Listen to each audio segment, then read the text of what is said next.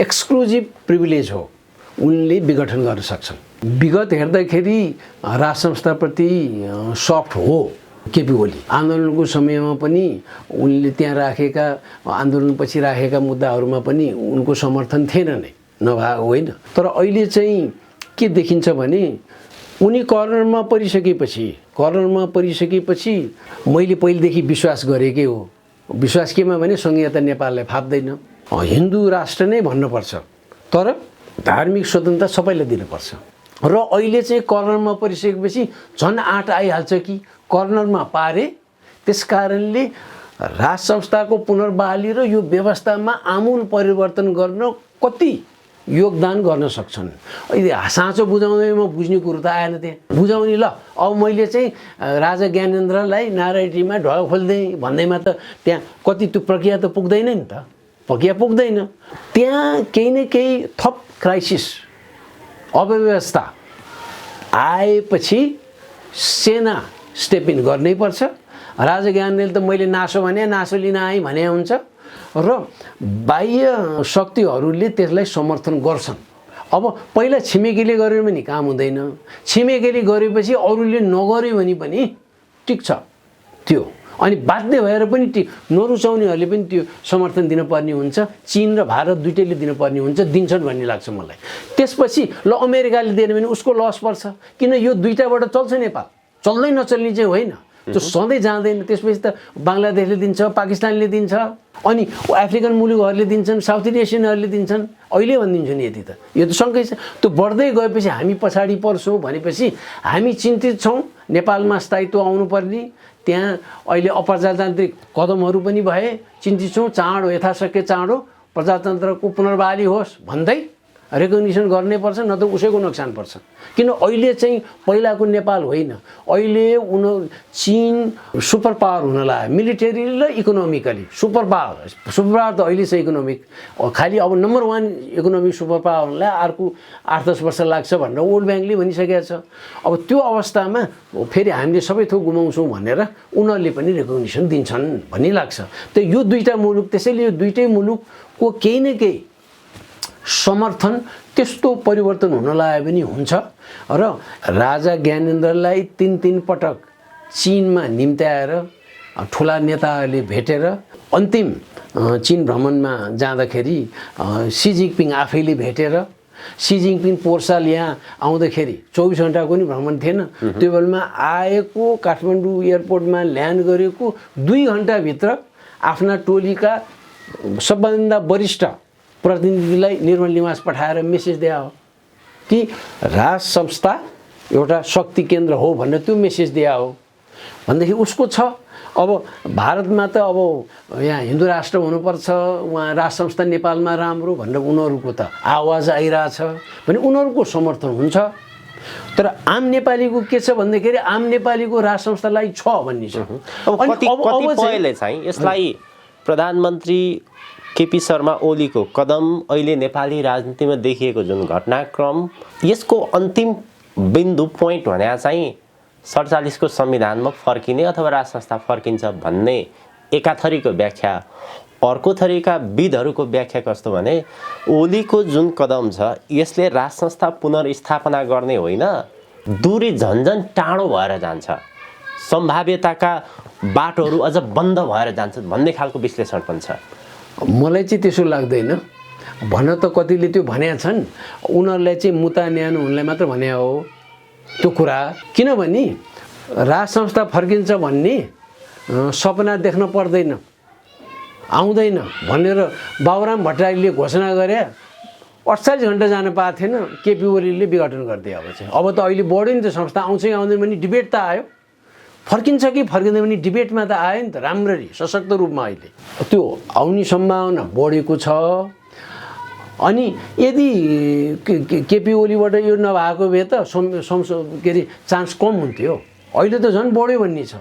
हो, चुनौती त सधैँ हुन्छ राजनीतिमा, सधैँ चुनौती जुनसुकै रेजिमलाई पनि हुन्छ हाम्रो जस्तो विकासोन्मुख राष्ट्रमा र जहाँ अरूले पनि खेल्न पाइने ठाउँमा।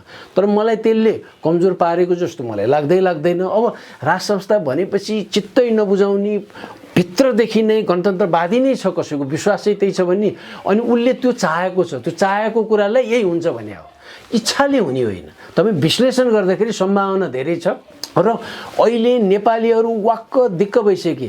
2/3 सरकारले चलाउन नसकेको 70 वर्षको अनुभव बटुलेर संविधान बनाएर अनि 2/3 मत दिएको, जबकि 2/3 त साधारणतः आउँदै आउँदैन, अब त भावी दिनमा आउँदै आउँदैन भन्ने छ।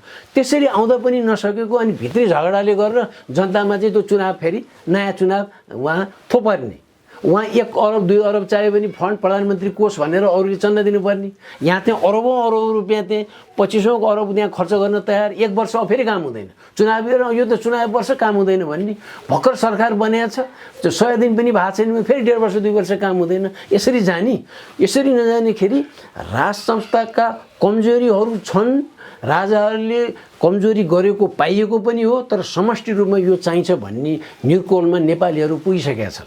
खालि द्वेषबाट अनि पहिला मैले यो भनेको थिएँ अब म फेल खान लाएँ भनेर यो कामै लाग्दैन भन्यो भने यिनीहरूभन्दा शेरबहादुर देउवा भन्दा राज संस्थै ठिक, राजा ज्ञानदै ठिक, पुष्पकमल दाहाल भन्दा उनी नै ठिक, अनि केपी ओली भन्दा उनी नै ठिक, उनी राष्ट्राध्यक्षको रूपमा हो। अब त्यसभित्र उनीहरूको पनि केही न केही भूमिका हुँदाखेरि 10 को हुँदो रहेछ। किन चाहियो भन्दाखेरि 10 को हुने हो, त्यति हो। यहाँ लट्ठी चाहिन्छ भन्ने छ नि, यहाँ मान्छे लट्ठी, यहाँ त अलिकति निरङ्कुश मान्छे चाहिन्छ भने हो त्यो त। अनि अहिले निरङ्कुश शासन चाहिन्छ किन भने पनि यति भाँड भइलो कि निरङ्कुशै मान्छे चाहियो भने हो। तर अब आएको अब कथम राज संस्थाको पुनर्बहाली हो भने त्यस किसिमको डाइरेक्ट अटोक्रेसी त आउला जस्तो मलाई लाग्दैन, विश्वासै छैन। उनीहरूले पनि चेतिसकेका होलान् विभिन्न कारणबाट, त्यस्तो त हुँदैन। तर अप्ठ्यारो समय चाहिँ यो ल एन्ड अर्डर मेन्टेन गर्नलाई हतपत चुनाव चाहिँ हुँदैन राज संस्था आयो भनेदेखि। किन त्यो ट्रान्जिसन गभर्मेन्ट एकदम विश्वसनीय सक्षम मान्छेहरूबाट चलाउने हो, तिनीहरूले चलाउनु जस्तो लाग्छ। यस्तो बारे कोठा कोठामा छलफल भएको त विभिन्न दलका नेताहरूलाई पनि थाहा छ, भएको पनि छन्। र यो नबिर्सौँ कि नेपाली काङ्ग्रेसका ठुला नेताहरू पदाधिकारीहरूसहित 7-8 जना त मलाई थाहा छ विगत 2 वर्ष यता दर्शन भेट गरेका छन् राजा ज्ञानसित। किन गरेका छन्? पहिला किन गरेनन्? 12 वर्षसम्म 13 वर्षसम्म किन गरेनन्? 2 वर्षपछि अघि चाहिँ किन गरे? आऊ भन्दैमा गएको त होइन। यिनीहरूले किन खोज्यो भने पल्ला भारी यता हुन लाग्यो भनेर गएको। अनि माओवादीका पनि केही प्रोभिन्सियल नेताहरू गएको छ, प्रान्तका नेताहरूले गएको छन् राजाको क्षेत्रीय भ्रमणमा, उनीहरूले दर्शन भेट ल्याएछन्। किन लिए त? लिए किन? होइन भन्दाखेरि माहौल अहिले परिवर्तन हुँदैछ भन्ने गएको, अनि त्यो रिस हुन्छ, आक्रोश हुन्छ, अनि कहिले लहार्छु कहिले के गर्छु भने हुन्छ। कहिले कहिले केही नभएर लाछीहरू पाजीहरू हुन्थ्यो चाहिँ, कहिले चाहिँ दरबार हत्याकाण्ड भनेछन् के, राजा ज्ञानेन्द्रले मारे गर न कारबाही, सक्छौ भने गर, हो भने गर न, सक्छौ भने त सकभर मदन भण्डारलाई कसले मारेर छ त त्यसको चाहिँ गर। पहिला तिमीहरूले त मारेकै हो भनेको छौ, एक किम भनेको छौ भने पहिला त त्यो गर्न सक्नु पर्थ्यो। अहिले त प्रधानमन्त्री पनि त्यो भन्ने प्रधानमन्त्री छन्, त्यो भन्नेको त भन्नेहरू मध्येको त जो बित्ने मान्छे मदन भण्डारीको श्रीमती त उनकै नामबाट त राष्ट्रपति अहिले भयो। उनीहरू गर्ने छैन, त्यस्तो देखाएर त्यस्ता लाछी कुरा गरेर दरबार हत्याकाण्ड के भनेको थियो, गर न। अनि पैसा बनाएर जस्तै गगन थापाले अस्ति सुनेको थिएँ मूर्ति चोरेर आउन सक्दैन, कुरा ठिक हो, मूर्ति चोरेर पनि र कारवाही गर्नै पर्छ। स्टुडेन्ट युनियनबाट करोडौँ रुपियाँ खाएको पनि हिसाब किताब लिनै पर्छ। युवा हुँदैमा स्वच्छ छवि भन्ने हुँदैन, युवा हुँदैमा सक्षम भन्ने नि हुँदैन। तर युवाभित्र थुप्रै सक्षम पनि छन्, स्वच्छ छविका पनि छन्। तर सही पात्रको चाहिँ हामीले चिन्नुपर्छ।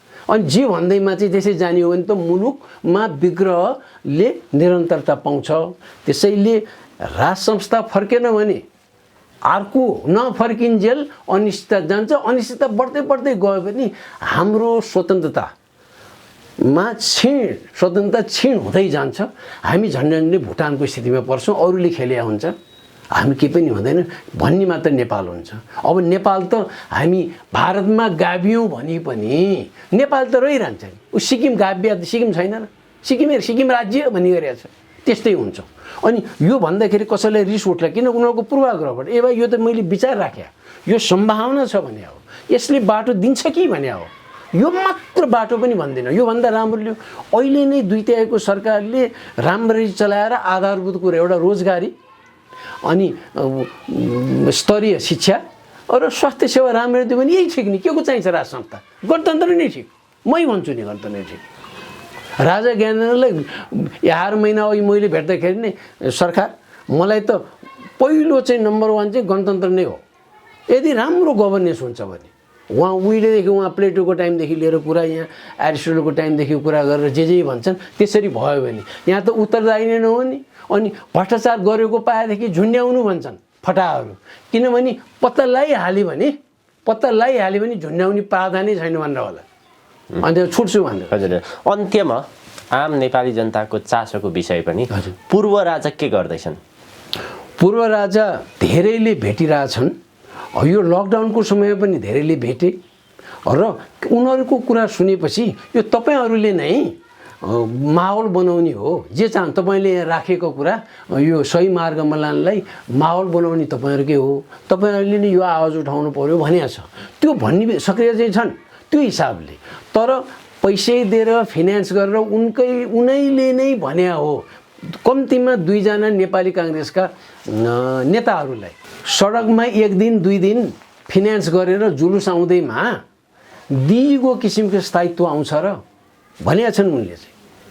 सडकमा 1 दिन 2 दिन केही आन्दोलनलाई सहयोग गरेर आन्दोलन भयो भन्दैमा त हुँदैन। यो त भिजेरै जनविश्वासै जगाउनुपर्छ। त्यो जगायो भनेदेखि अनि व्यवस्था पनि दरिलो हुन्छ भने हो। र उनीहरूले चाहिँ के राख्यो, राजा आउनु पर्यो अगाडि भन्ने हो। अब राजा आएर के वक्तव्य दिँदैमा त त्यसै मान्छे आउँदैन, आफ्नो अन्याय हो भने त ठुलो छ झगडा नगरौँ भन्ने मुलुक। हामी त लाछी मान्छे हो नि, जसले भ्रष्टाचार गरेछ उसैले जिताएर त्यस खालका मान्छे पऱ्यौँ। त्यसैले उनी सक्रिय छन्। बाहिरका शक्तिहरूका प्रतिनिधिहरूको भेटघाट बढेको छ, उनलाई मेसेजहरू पनि गएका छन्। उनको पर्सनल सेक्युरिटीमा त्यहाँ केही प्रश्न उठेको थियो र बाह्य कुनै शक्तिले पर्सनल सेक्युरिटीमा ध्यान दिनुपर्छ है भनेको थियो भनेर सुन्नमा आएको थियो र केही न केही सेक्युरिटीमा केही कुरा मिलाएको छ। अब त्यो के कुरा चाहिँ म स्पेल आउट गर्न चाहन्न, सुरक्षा निकायकाले भने हुन्छ केही न केही चाहिँ परिवर्तन भएको छ। यो 1.5 वर्ष जति यता केही न केही त्यहाँ फरक भएको छ, त्यो हो पनि। त किन यो भयो भने उनको शक्ति बढ्यो, जनविश्वास बढ्यो, अनि ध्यान दिनुपर्छ है भनेर बाह्य शक्तिहरूले यो ध्यान आकर्षण गराएछन् र केही न केही त्यहाँ परिवर्तन भएको छ। उनी रिल्याक्स छन्, भेट्दाखेरि आत्मविश्वास बढेको छ भनेर दलकै मान्छेहरूले भने। माओवादीका जिल्लाका नेताहरूले उनसित भेटेर यो कुरा उठाएको र उनको क्षेत्रीय भवनमा स्थानीय माओवादी भन्नेहरू पनि त्यहाँ फुलमाला लिएर बसे भनेर त सुने 3-4 वर्षै भएको थियो। हो र छ, अहिले त यो राष्ट्रिय झन्डा मात्र राखेर आन्दोलनमा आउने त स्थानीय माओवादीहरू पनि छन्, नेपाली काङ्ग्रेस पनि छन्, त्यसैले नेपाली झन्डा मात्र राखेर गरे हो। राप्रपो गर्दाखेरि त्यतिको जस्तै लिङदेलले झापामा गर्यो त्योभन्दा ठुलो हुन्थ्यो, तर राप्रपोकै झन्डा राखेले कम भयो। ठुलो त ठुलो थियो उनीहरूको दलको हिसाबले, तर त्योभन्दा ठुलो हुन्थ्यो। के कारणले भएन भने राप्रपोको झन्डाबाट त अरू दलका आउने भएन र अरू दलका आएको भनेर त यहाँ स्वीकार्या छन्। पहिला हामीले ल्याए गणतन्त्र भन्ने आम सञ्चार माध्यमले नै यो कुरा लेखेको छ भन्दाखेरि माहौल फरक भयो। स्थिरता कसरी दिने, स्थायित्व कसरी दिने भन्ने चिन्ताको विषय हो। सर्वोच्चले जे निर्णय दिए पनि यदि यो पुनर्बहाली गर्यो भने पनि यसमा केही फरक हुँदैन। अहिले केपी ओली सरकार भन्दा निकम्मा सरकार भन्छ, तर टेक्निकली चाहिँ त्यो करेक्ट हुनसक्छ डिसिजन चाहिँ, किनभने हेर्दाखेरि विकल्प भइन्जेल किन यो विघटन गरे भन्ने कुरा त आउँछ, तर यो समाधान होइन भनेपछि चाहिँ अब उनीहरूले कोर्स करेक्सन गरेर पुनर्विचार गरेर एउटा चाहिँ आँट भनेको आफ्नो विश्वास अनुसारको सिस्टम बसाल्ने, त्योभन्दा ठुलो आँट चाहिँ आफूले गल्ती गरेर छु अब करेक्सन गर्नु पर्यो भने त्योभन्दा ठुलो हो। त्यो गर्ने क्षमता यिनीहरूमा छ कि छैन, हुती छ कि छैन। नभए भनेदेखि अर्को केही वर्ष दुःख पाउने भए नेपालीहरूले। यही व्यवस्था रहिरहेमा नेपालीहरूले दुःख पाइरहन्छन्, अस्थिरता हुन्छ, बेरोजगारी बढ्छ। नर्मल टाइममा त हाम्रो इकोनोमी धेरै अगाडि नजाने, अब अबनर्मल टाइम भएपछि दुःख पाइहाल्छ नि। यसमा चाहिँ यसलाई खाली तथ्यलाई मात्र आधार बनायो भने विश्लेषण आउँछ। त्यस कारणले घुमाइफिराई राष्ट्र संस्था फर्किने सम्भावना बढ्यो। यो संविधानले काम गर्दैन भन्ने चाहिँ पक्का भयो र पापड भनेर जुन संस्था बन्यो विभिन्न समूहहरूको अलायन्सबाट 62-63 आन्दोलन सफल पारे, त्यहाँका दिग्गज अगुवाहरू अहिलेको संविधान ठिक भएन, यसले ठिक गरेन भन्ने छन्। त्यहाँ चाहिँ अगुवाहरू नै, त्यसमा लयरहरू पनि छन्, पत्रकारहरू पनि छन्, पत्रकारका तत्कालीन अगुवाहरू पनि छन्। उनीहरूको विश्वासै यो। अब तिनीहरूको ब्याकग्राउन्ड हेऱ्यो भने कोही एमालेका, कोही माओवादीका, कोही नेपाली काङ्ग्रेसका छन्, पत्रकारहरूमा पनि त्यही छन्। उनीहरूमै यो छ र उनीहरूको पार्टीभित्र उता गयो भन्ने नै छ। हामीले यसरी हेरे हुन्छ। त्यसरी हेर्ने बित्तिकै मुलुक कतातिर गयो विचार नगरेर फलानु प्रतिगामी, फलानु यो आततायी भनेर हुँदैन। यो हेरौँ र त्यसपछि नेपाली काङ्ग्रेस र पुष्पकमल दाहाल माधवको गुट तथा केपी ओलीको गुट बाहेक पनि दलहरू छन्, अब आउँछन् भन्ने सम्झिनु। हिजो अस्तिको जस्तो यिनीहरूको संसदमा सिट छैन भनेर हुँदैन। विरोधको र्याली गर्न उनीहरू बढी सशक्त हुन्छन्, उनीहरू सक्छन् र गर्छन् जस्तो लाग्छ। यही मौका हो उनीहरूको मिनिमम प्रोग्राम अगाडि राखेर। मिनिमम प्रोग्राम भनेको भ्रष्टाचारलाई चेक गर्ने र राष्ट्रियताको जग दरिलो पार्ने, यो दुईटा मुद्दा छ। यसमा अगाडि बढ्छन् जस्तो